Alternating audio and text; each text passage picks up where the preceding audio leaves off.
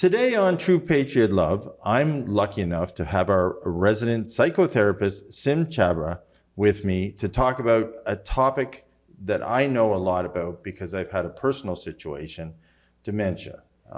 And hi, Sim, how are you?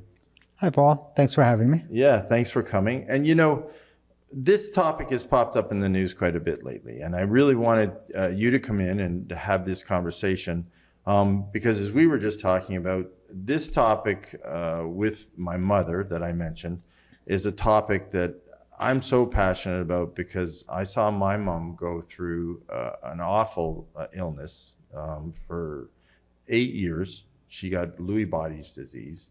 And for those of you who don't know what Lewy body's disease, it's a form of dementia, and it's a horrific form. Unfortunately, you know, your eyesight goes, you hallucinate, you know, your body shuts down over time, and it takes a long time and a painful series of incidents you go through. But so when this started coming up in the news, I really wanted to get together and do a show.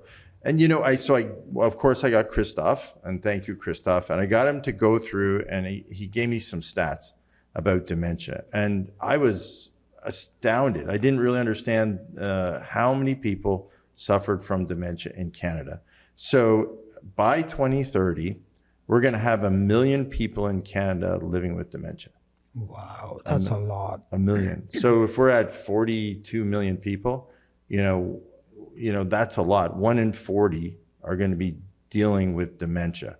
And by 2050, we're going to have 1.7 million.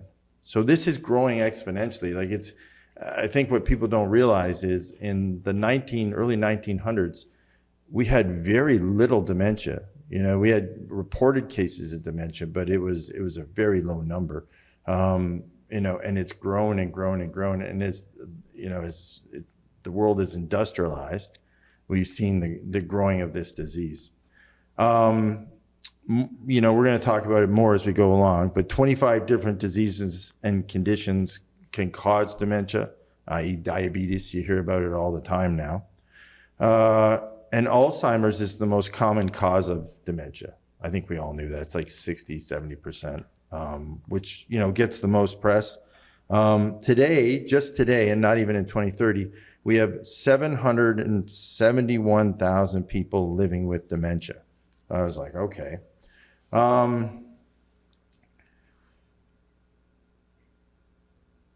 By 2030, there'll be 187 new cases a year and 512 cases a day and 21 cases an hour. So that's a 51% increase in the number of dementia cases a year. So that's the incremental, that's how much it's actually jumping. And now when I got into this, I said, okay, who does it hit, right? And it hits females. Interesting. 60-40. So it's 60% females, 40% males. So, and that was something I didn't know. I kind of suspected, Sim, because it's interesting. You know, as my parents got older and my mom got sick, I started, you know, spending more time with my mom's care and going and visiting, you know, as you do as an adult son. And I was going in and out of their apartment. I was going in and out of their home, and I was meeting all their friends. And I was starting to realize that only the men were alive.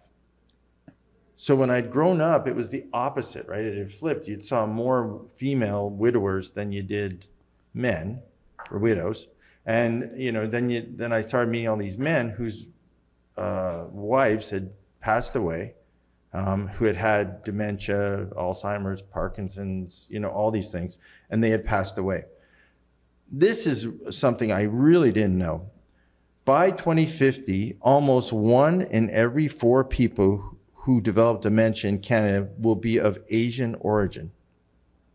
Really? No, I would not have put it at that. So the Asian population has a much higher propensity to get dementia.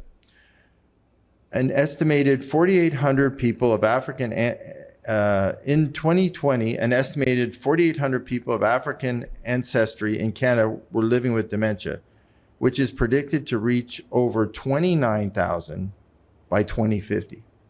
So they're going to see a huge in the African population. Latin, Central, and South America ancestry in Canada. In 2020, there were 3,500 people living with dementia. There are going to be 18,500 people in 2050, a 334% increase for that population.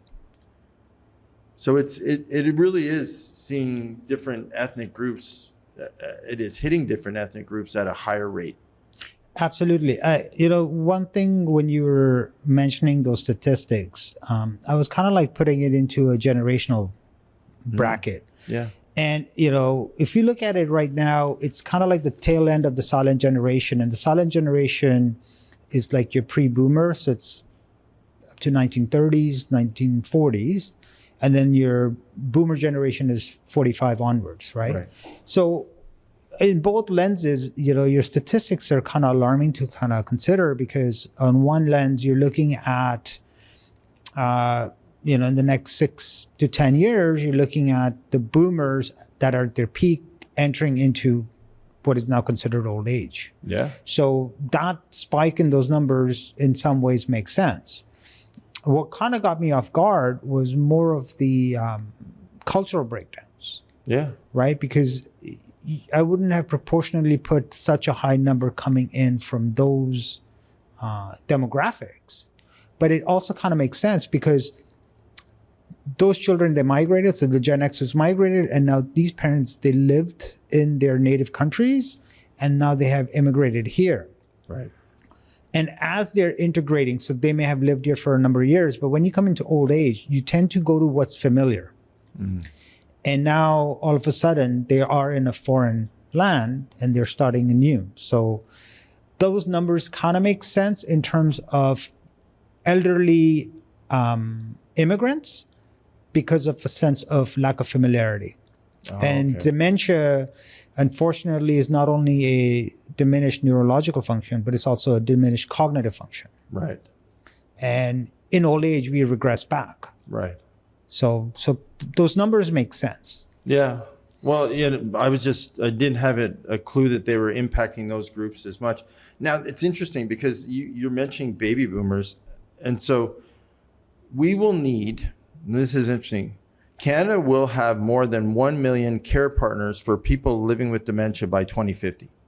So not only are we going to have 1.7 people with dementia, we're going to need 1 million people, because it's such a, the caregiving for this disease is so high and so extensive that we're going to need 1 million people, which the care they provide will be equivalent to 1.4 billion hours per year, or 690,000 full-time jobs. The number of care partners would nearly triple over a 30-year period. So this is quite costly for the community, right? This is something that it's costing us billions of dollars to care for. It's painful, as I mentioned from my personal experience. And one of the last stats that I picked up when I looked at, and this is from the Alzheimer site, shout out to them. They did a good job at breaking down the numbers for me.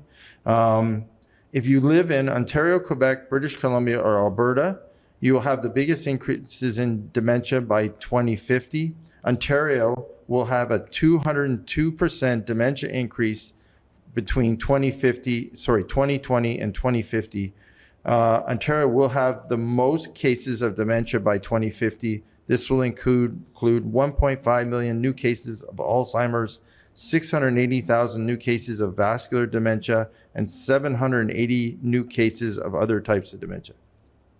That's a lot of people going through the healthcare system that we do not have the tools for. Exactly. I was astounded by that. And then I started thinking, so this is kind of, as my mom is going through this horrific experience, I'm the whole time, and this is my pragmatic, practical side of me, I'm thinking to myself, there must be some correlations for things happening in the community that's doing this, right? So I'm looking at their age, I'm looking at, mostly female driven, I'm looking at the spikes, like why it's increasing so much. And I'm thinking to myself, we must be able to go back and kind of try to figure out how to dissect those incidences, those things that are happening, and figure out why. Absolutely. Yeah. And I think that's something that I mentioned to you before the show. I'm a little disappointed we haven't done, and I think we're gonna proceed and do a show on that coming up, because I think we tend to give ourselves maybe too much slack, and we give ourselves too much rope, saying, okay, this is hard to figure out, but I think we can do a better job at looking and testing and studying people who have it, figuring out when they were born, where they were born, why they're getting it, and try to go back and figure out how to deal with it. But sorry, go ahead. No, finish your point. For today, what I really wanted to dig in with you is talk about the different diseases, Parkinson's and Alzheimer's, and the types of dementia, and then really talk about the risk factors and what we can do to hopefully avoid it. Because I don't know, Sim, when I dug into it, and I went through this with my mom, there were a lot of drugs she was given after she was diagnosed. So there were a lot of things they gave her to try to slow down. Unfortunately, in her case, they didn't work really well. They prolonged a lot of agony, I think, in her case. But there wasn't a lot of work done before.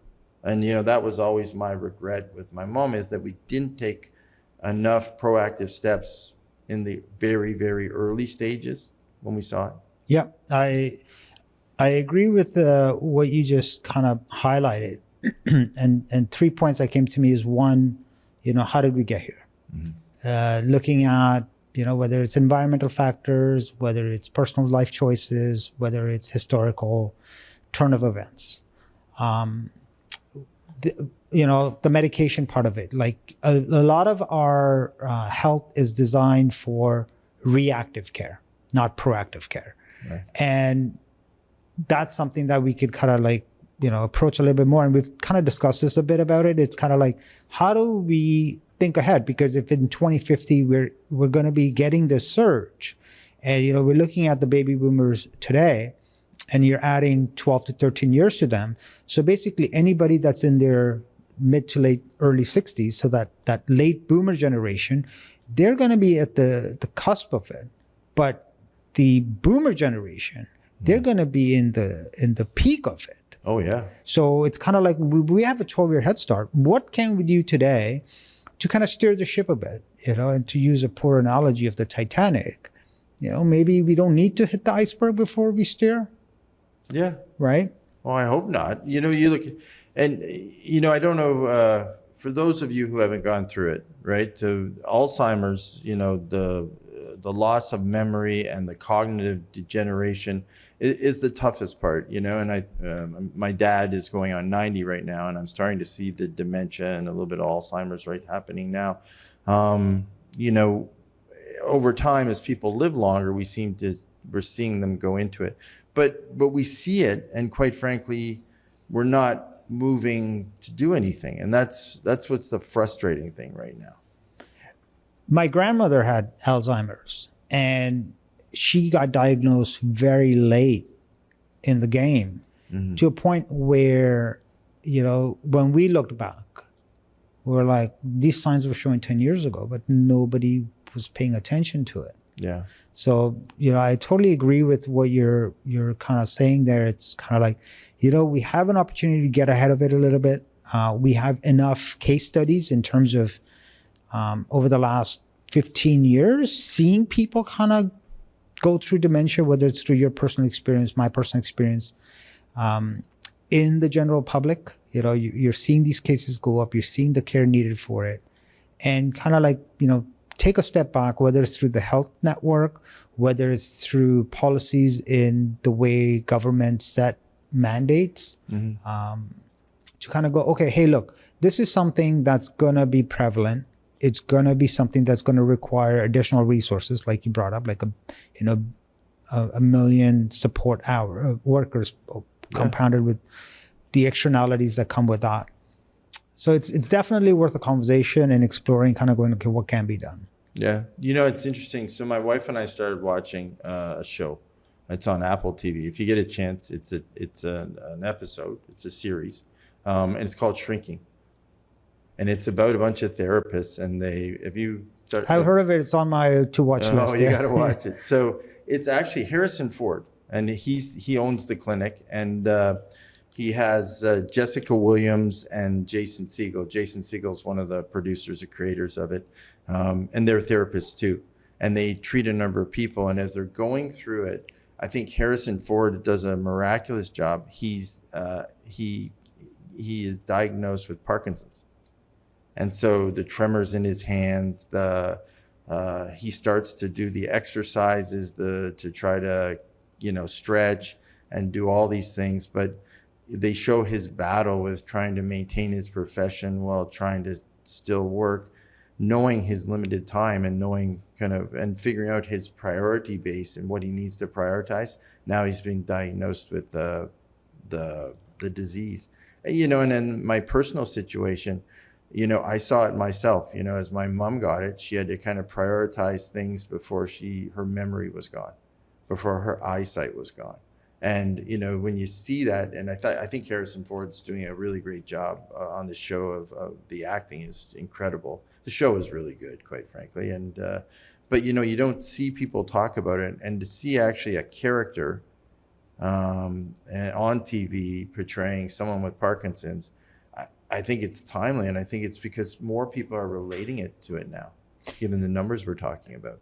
I feel the relatability comes from the dual lens. It comes from not only the individual experiencing it. So, when you look at Harrison Ford, he's representing the 80-year-old that's kind of experiencing it. Mm-hmm. But then it's also the generations behind that are like the ones that are related. So as you're watching a loved one go through that experience. Mm-hmm. And now you're kind of like going, okay, what can I do? Yeah. Because it's not an equal loss in the sense of function, but it's a equal loss in terms of quality of life, because you're watching a person that you care for dearly kind of go on this downward trend. You look into your abilities in terms of interventions, whether it's remedial exercises, whether it's actual medications and care, but it's that sense of loss of memory, then loss of sight, loss of function, loss of control. Yeah. So it's kind of like it's one of those most painful things to watch because it's prolonged. Mm-hmm. And it's something that we truly don't understand, because brain function is complex to begin with on a day-to-day basis, because what we are aware of versus what the brain processes is far exceeding. And now all of a sudden things that we take for granted, like just naturally picking something up and you start seeing interferences there. Pretty much like if you look at it through a scientific lens, the brain has a gray matter and a white matter. And the gray matter is where memory is stored, and it's where core functions happen. And then white matter is where all the connections are. And so it's kind of like with dementia, it's usually, a change in those things. And because they're so complex, it shows differently. That's why you don't have a standard way of measuring it, because each person will show it in different ways for short periods of time, long periods of time. Some medications will work, some medications will not work. And now you're looking into it's anybody's game. Right. Yeah. No, it's interesting. And, watching, Indiana Jones on TV, because, you think of Harrison Ford, and I go back to my childhood and I think of Harrison Ford from the movies, Great movie. Yeah, Raiders of the Lost Ark. And you're watching him and you're thinking to yourself, my goodness, anyone can get this. So I thought the genius of this show, it's showing you sort of the, how we're all prone, or we can be prone to this disease. It can affect any of us. And you're watching this, which used to be kind of a superhero to all of us as kids, doing all these great feats, and even as a person, Harrison Ford, airplanes, helicopters, he was a pilot, he was a carpenter by trade when he went to Hollywood, just a very active person. And for him to be portraying this on TV is really great, because it shows you it can impact anyone. You know what? And so then I dug in. I said, okay, I'm looking at all this research, and I'm getting a better understanding. I know what I know from my mom, as I mentioned, and my dad. And I thought, okay, how do I stop this? Like, how do I, and I have an older sister I mentioned to you before. She's already started and she's doing all these brain training exercises. She gets her fingers and she touches her fingers and, she plays video games on screen to keep her, mind going. And she's already sort of very interested in doing this. She's dedicating herself to try to not, have the same genetic disposition or genetic outcome as my parents. And I understand why. So then I started looking into it. And there are 14 things that they say in the Lancet study that you can do if you want to reduce the chances of dementia by almost 40%. So that's a good number. Yeah. So they recognize different factors. And these factors that contribute to it are, number one, education. So you got to educate yourself and do things to avoid getting dementia. Hearing loss. So they said hearing loss is a big one. So, and I thought that was interesting. Hypertension, makes sense, right?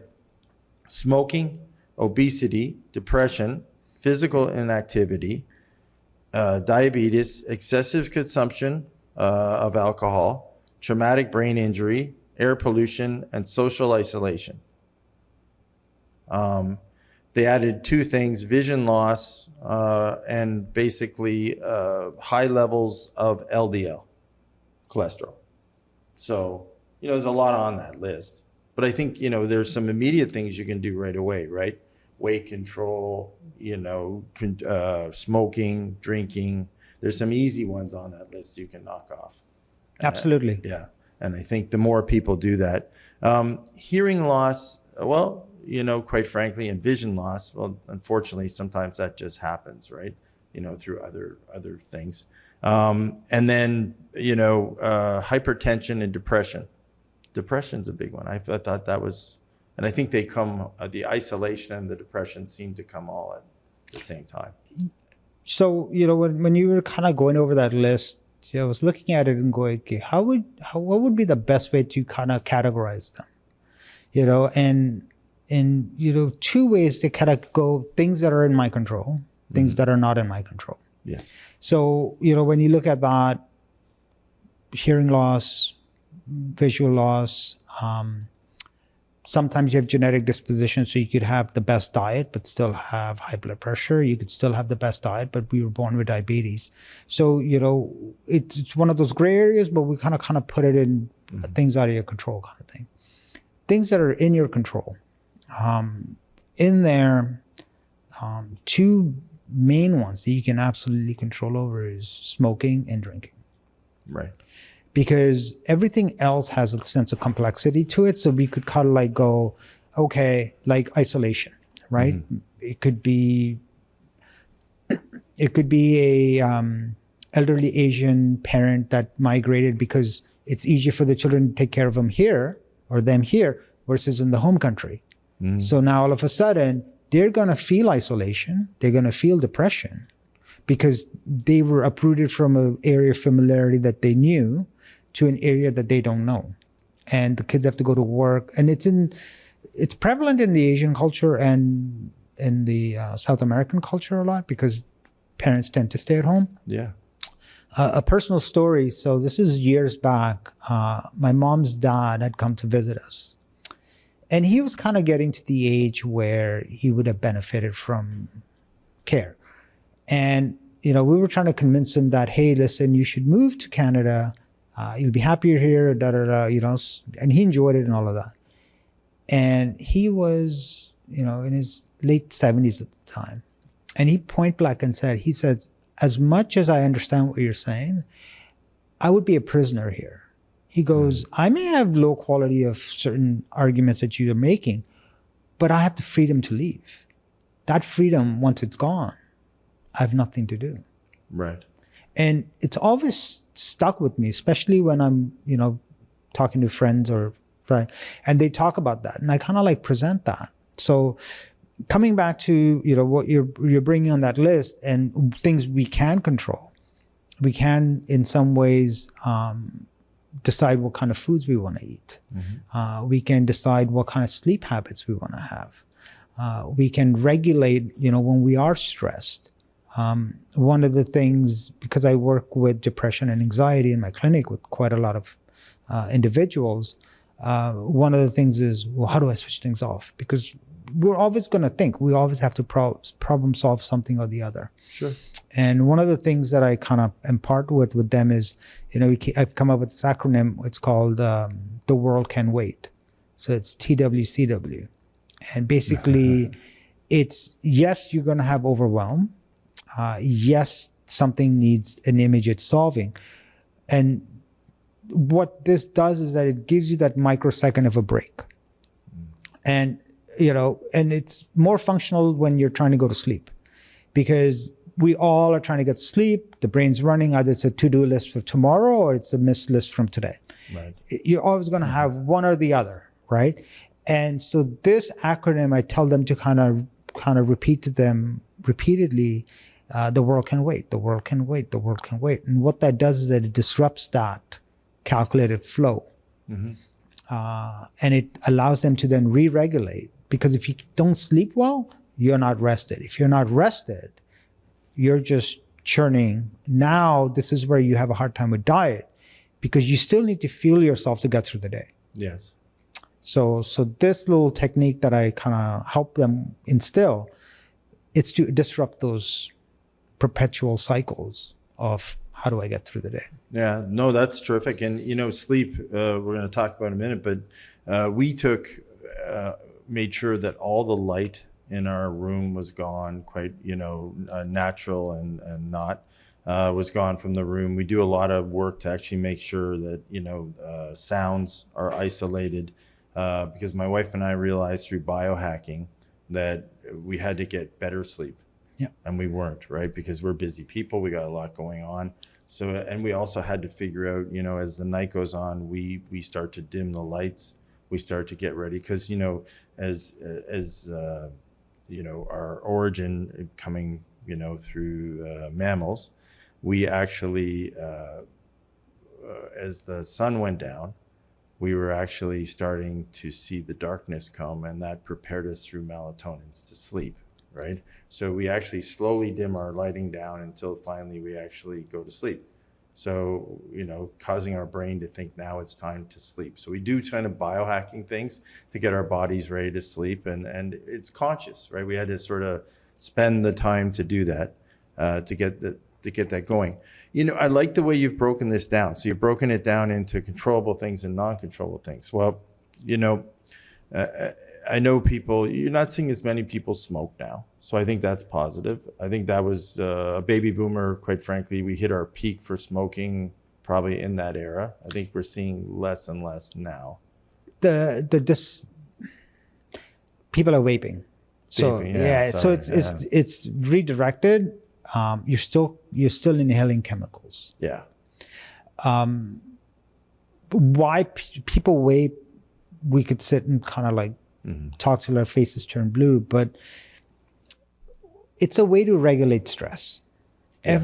Every action we do, whether it's caffeine, whether it's a muffin, or whether it's vaping, they're all neurologically kind of hitting the same thing. We're trying to dysregulate the stress and a sense of anxiousness. Right. So that's why we may not be smoking, but we're vaping. So we've just redirected. Transferred some of it, yeah. It's like you're 0.0 alcohol. Yeah. You're still drinking. Yeah. Well, it's interesting, because again, I'm going back to the biohacking, but we created a meditation zone. So quite frankly, to sort of de-stress and to sort of, I was for years kind of a yo-yo eater, a stress eater. So quite frankly, over the years, what we did, and I still do it, quite frankly, but I have to really consciously make myself identify it and stop. We created a meditation zone for there. We could actually help reduce the stress and the tension, which then was kind of neat because, when it came to alcohol, then when it came to sleep and meditation and all those things, we found alcohol we no longer needed. The challenge was I had a harder time with it than my wife. My wife she easily got off it. Yeah. She said, you know what, I'm done with this. I'm just done. Yeah. I had to kind of figure out kind of biohacking tricks to replace the sugar of the alcohol in my system. So I used what's called the Joe Namath alcohol method. And it was a famous football player. And I listened to him on Howard Stern, and he went through how he did it. And he did it with replacing the alcohol sugars with other sugars. And then he weaned himself off the food sugars. So he ate basically a tub of ice cream and a liter of Coke, or I think it was Dr. Pepper in his case. And he drank it every day. And he used that to replace the alcohol sugars with the sugars of the ice cream and the Coke. I did a similar thing, but not with that much Coke. I did diet root beer and ginger cookies. And good choices. Yeah, I used it to kind of wean myself off. Yeah. And then slowly I got off those two, and then I never went back to the alcohol. How did you find that path? Well, like everything else, people ask me about dieting too, because I do intermittent fasting. And I always tell people, you know what, I jones the sugar for the first like 5 to 7 days. And then after that, I replace it, with, in this case, I'm replacing it in the morning with very clean, mold-free coffee and fats, oils. And that's helping me get off the sugars in the morning, allow me to intermittent fast longer. So it's all kind of figuring out the biohack that works for you, that you can get off the sugar and then help, right? And that is the key. It's kind of like you got to individualize your own plan. Mm-hmm. There is no cut and paste program, because we all have our unique cravings. And that's the key word. It's how do I manage my cravings? You don't fight it. You don't resist it. You work with it. And your body's going to require a certain level of energy that's immediate, because we have so many things that are happening simultaneously. Yes. You may be a shift worker. You may be a frontline worker that works 4 days on, 3 days off, 3 days on, 4 days off. You could be a service provider that works only the late night shifts. It could be, working the gas station. Mm-hmm. So for them, if they're listening to us and they're like, well, you know what, I need to get off whatever it is that I want to get off. No, find your rhythm, find your way to substitute sugars, and then go, okay, how do I phase that out?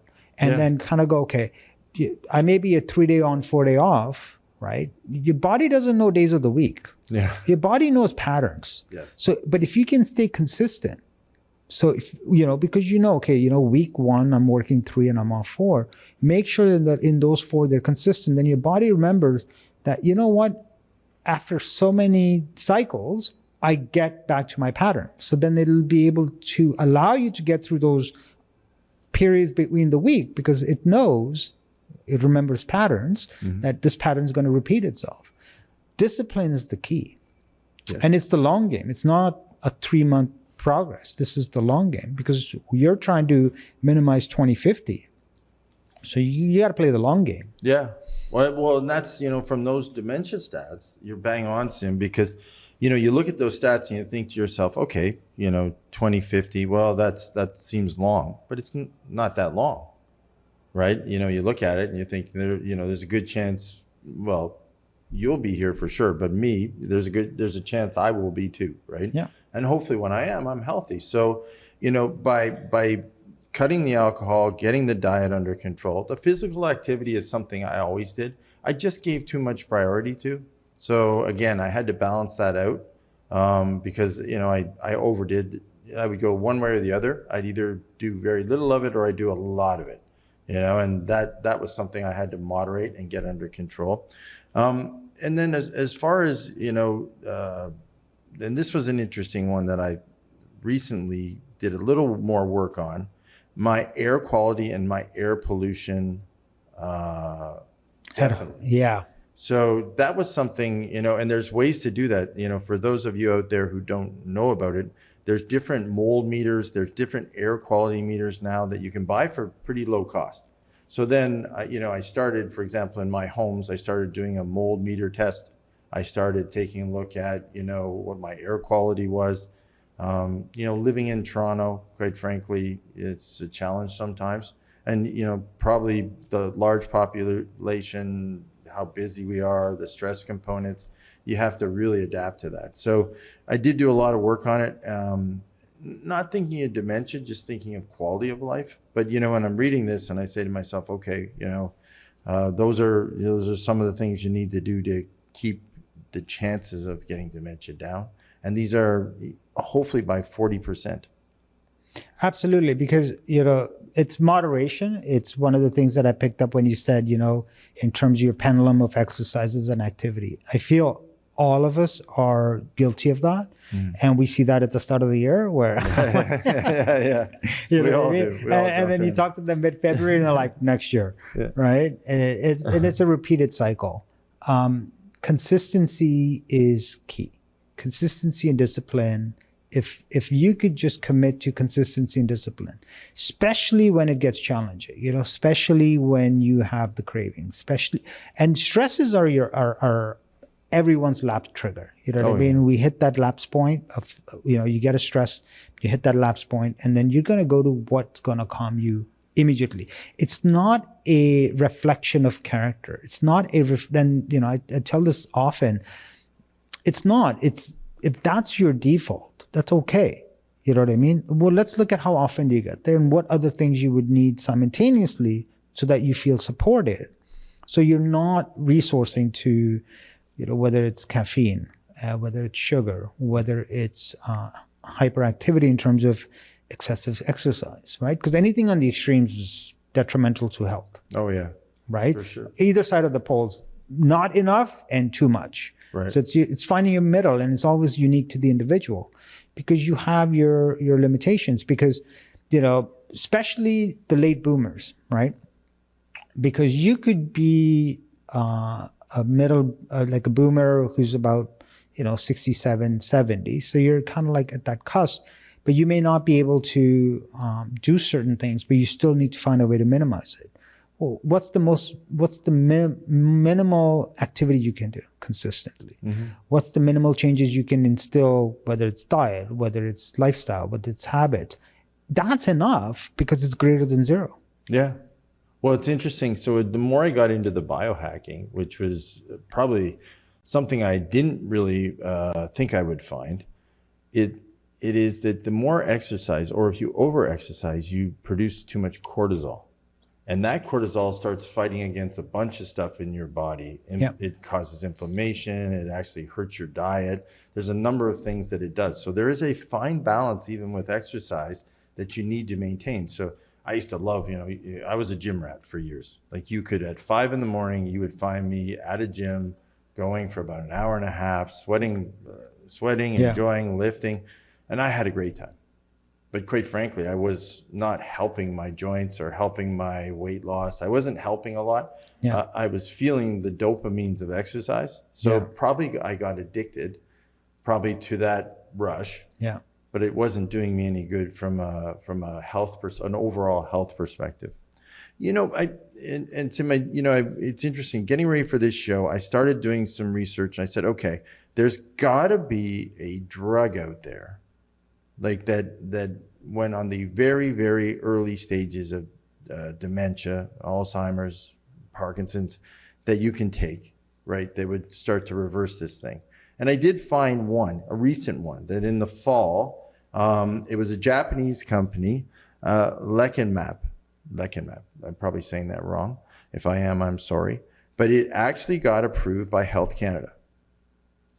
The challenge is that it costs $30,000 a year for people who are on it. And the government's not going to pay for it. So there is an early Alzheimer's drug that is available now. Yeah. It's super expensive. It's produced here. It's actually in Mississauga. And so then I said, okay, in Canada, because we do a lot of work. Like I have a business in Mississauga by Pill Hill. A lot of pharma companies. So through the associations that I'm involved with and everything else, I'm always running across pharma people. And I said, okay, pardon me, how many of these pharma companies are working on Alzheimer's drugs? And tell you the truth, I could only find a few. There's a bunch mentioned that are working on antibodies for dementia.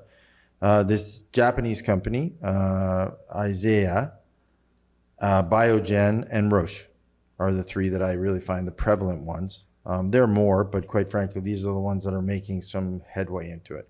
So, for those of you out there, if you have someone suffering, please, pay attention, because there's a lot going on. Unfortunately, some of it is cost prohibitive now. So as you get into it, you're like, man, this is very expensive. It's timely, expensive. And I understand it takes a long time to develop these, but unfortunately, it's becoming, a lot of it is really drugs for the rich. The cost benefit ratio, right? Yeah. So unfortunately, the normal cat won't be able to afford these. And so, but some of it is available. But then I started thinking, okay, so, the cost prohibitive of the really good drugs that will help you if you get it.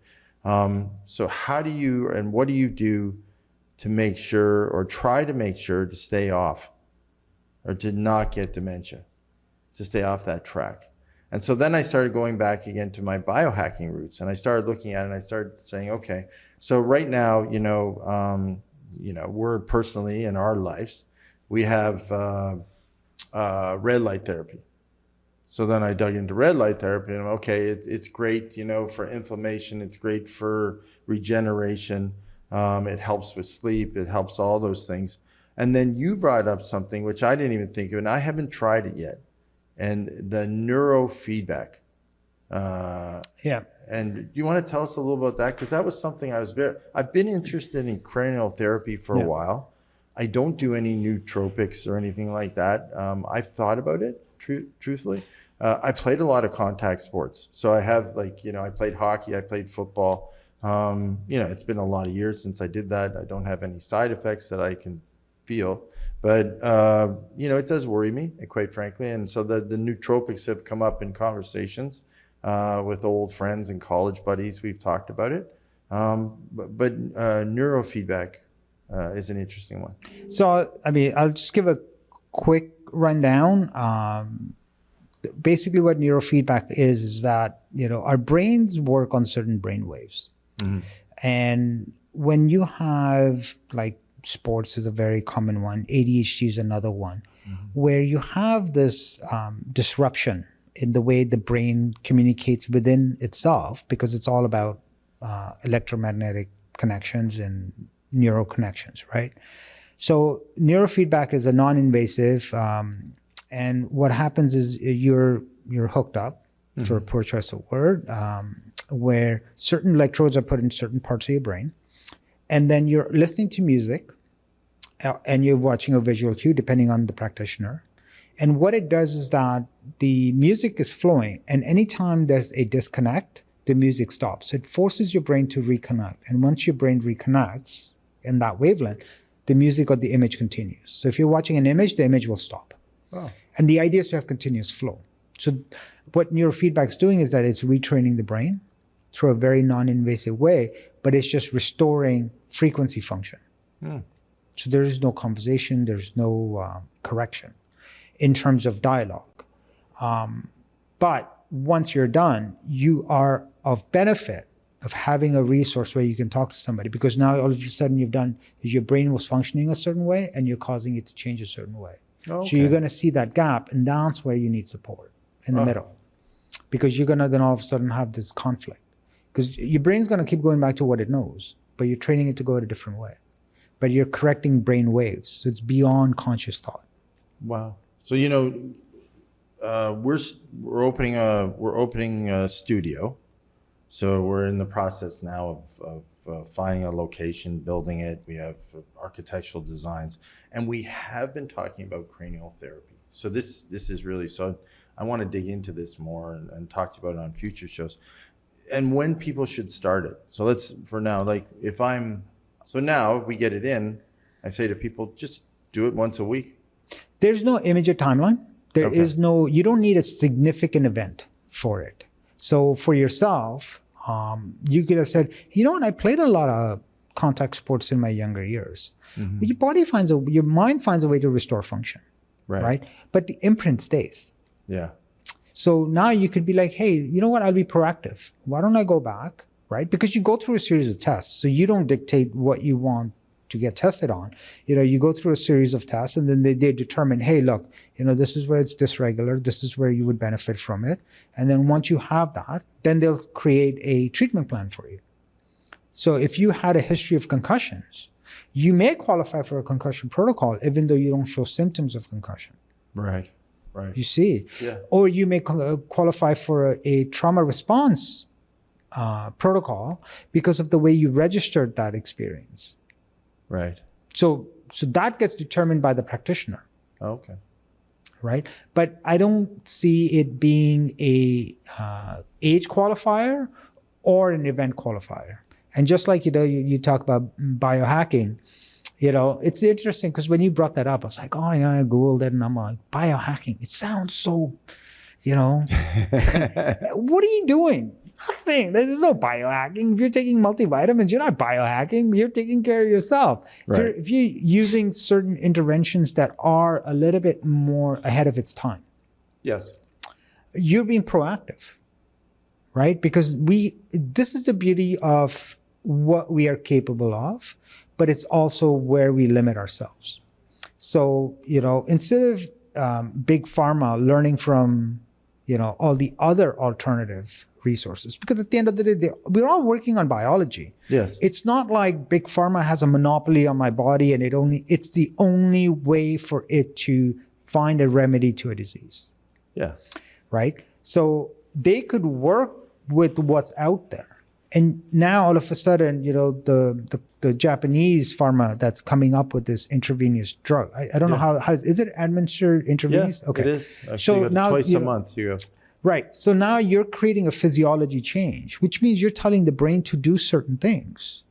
But work with these alternatives, right? And go, hey, listen, what else can we do? So now we're co-joining. Right. And because that individual is going to go through a biological transformation. So now all of a sudden, say you're rejuvenating your white matter, you benefit from neurofeedback. Yes. Because now it's correcting it to a functional norm, not to its restorative norm. Right. So that's where I think we missed the mark more than not, because they're not talking to each other. Because we're still dealing with a biological function that no longer can perform. Yeah, and I'm at a root level, that's what it is. It is, and I'm less prone to taking the pharma route. And I know in the biohacking world, there's a lot of guys, peptides, hormones. They do a lot of that. I don't do it, quite frankly, because I think once you start replacing things in your body, unless you're sick, it's not a good thing to do. So when neurofeedback, when I started reading about it, I'm like, oh, I like this. Right? Yeah. So it seems to me, that's why what we do more is, in our world and what's going to be in our biohacking studios is going to be dietitians. It's red light therapy. It's saunas, cold plunges,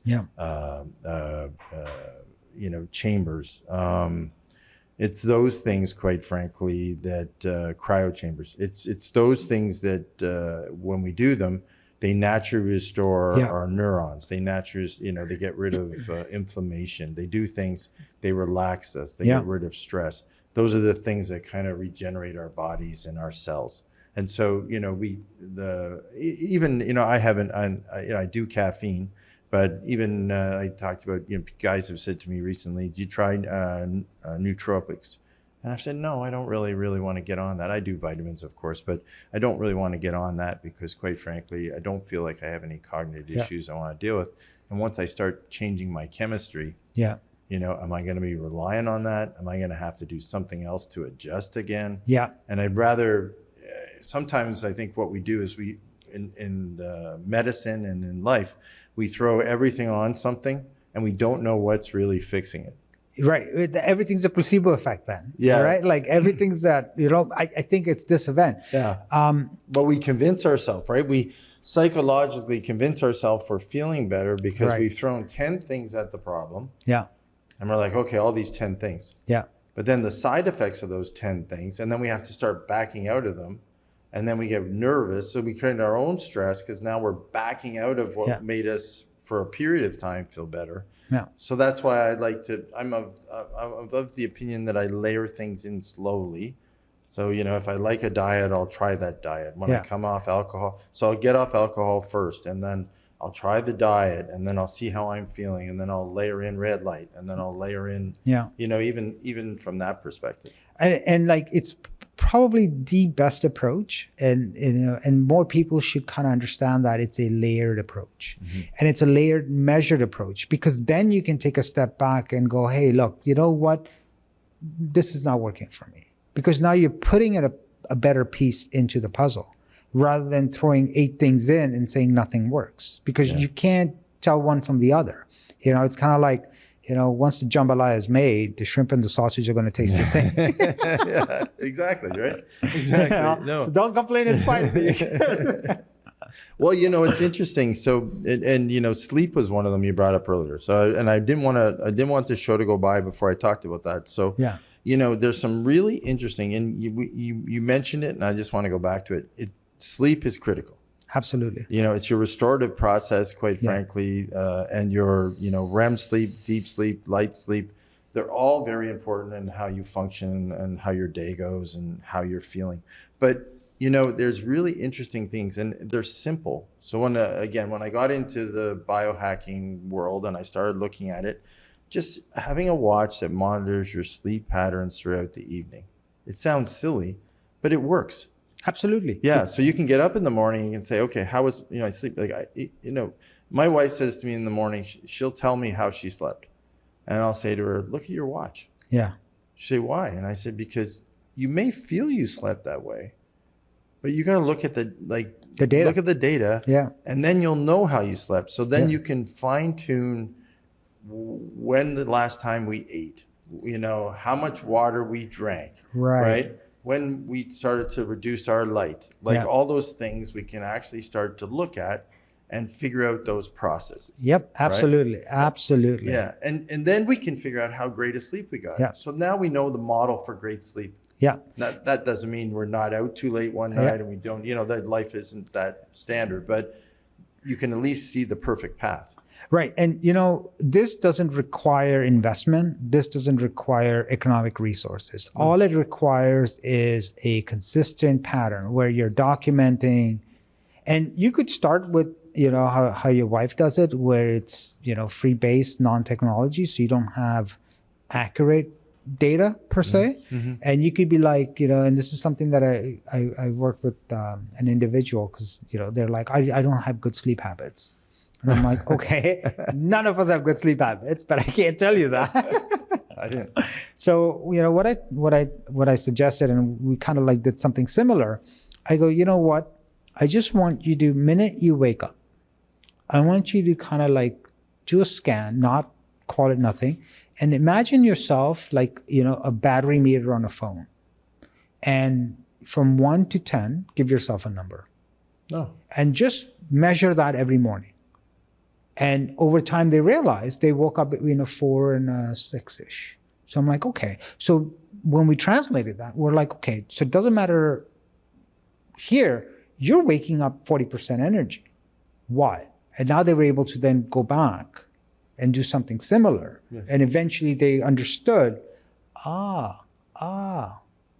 So you could, you could start there or you could start there. But what you bring up is phenomenally beautiful. It's what you're saying is you make better decisions with information. Yeah. And the best way to get information is to collect it yourself. Yeah. And how I got on the biohacking path, whether it's the cold plunges and the saunas and everything else, is, I started reading all different books about people who are in Silicon Valley. And what had happened was they had worked so hard, slept so little, they were doing really well financially, everything. Yeah. But their life was a disaster. Their health was bad. Their weight was high. They were having all kinds of early onsets of diseases that should have been for 70 and 80-year-olds, Yeah. they were getting in their 40s and 50s, and Yeah. they couldn't figure out why. And they were kind of all getting together, and then they started to figure out, okay, we have to figure out a way to, they called it biohacking, to do a number of things to regenerate a bunch of cells that they had diminished through bad lifestyle. Yeah. Now we know where the words came from. Yeah. Bunch of IT people. Yeah, that's where it came out of. And I tell you the truth, that's why I got on it, because I loved Yeah. it. Because, you know, truthfully, in my early career was really go-go. Like when I got into business, it wasn't like the normal path. I got Yeah. into an industry that was a 24/7 business, didn't take holidays off, Yeah. and it was very adrenaline pumped. We all wanted to work. And, you know, I was worried because I was seeing friends and Yeah. coworkers having really weird health problems at young ages. And I thought, I want to avoid this, right? Yeah. That's why I started, you know, the gym. And then I realized the gym wasn't working for me. And then I kind of escalated. But, you know, we get to the dementia issue, and you look at it and you say to yourself, as you're reading this research, which I'm glad we went through today, and I'm glad we had this conversation, you're realizing that there's still no cure for this. Yeah. So the only cure you can really try to do is reduce And manage. and manage. Yeah. Yeah. And quite frankly, you know, that's why some of the things we mentioned today, I kind of got onto. Yeah. Because I had seen my parents and I had seen the way that life went for them. And quite frankly, most of those things on that list that reduce it by 40%, they had or didn't do. Right. And, you know, to kind of like bring it home a bit, you know, if an individual kind of goes, okay, what does it mean to me? You know, and one of the best ways I could help you frame it is think of it as a three-legged stool, right? You have your personal self, so that, you know, things that we kind of brought up, your sleep habits, things that are in your control, things that are not in your control, but becoming awareness. So you have the individual, which is the body. The second leg of the stool is the mind, right? So this is where it's like, you know, the stresses we take on, the way we feel about ourselves, the way we interact and all of that stuff, self-beliefs and all of that. Mm-hmm. So that's your mental. And then the third leg is your surroundings, which is your environment. So it could be very well like, you know, you may be in a very high stress work environment. You could be an entrepreneur. You could be a shift worker, right? And what you're doing now is you're kind of looking at all three because they all have to work together. Mm-hmm. And each individual, just like legs of a stool, have their own heights. So you can then match it to what it is that's unique to you. And then find the resources that are, whether it's through care, whether it's through support, whether it's through, you know, innovative, right? And then go, okay, how do I balance my three-legged stool? Because if you have that visual, then you'll know if one is off, why things are off. So then your 12 years, you're balancing what you need to balance, but you actually have a visual that you can work with. Yeah, no, I agree.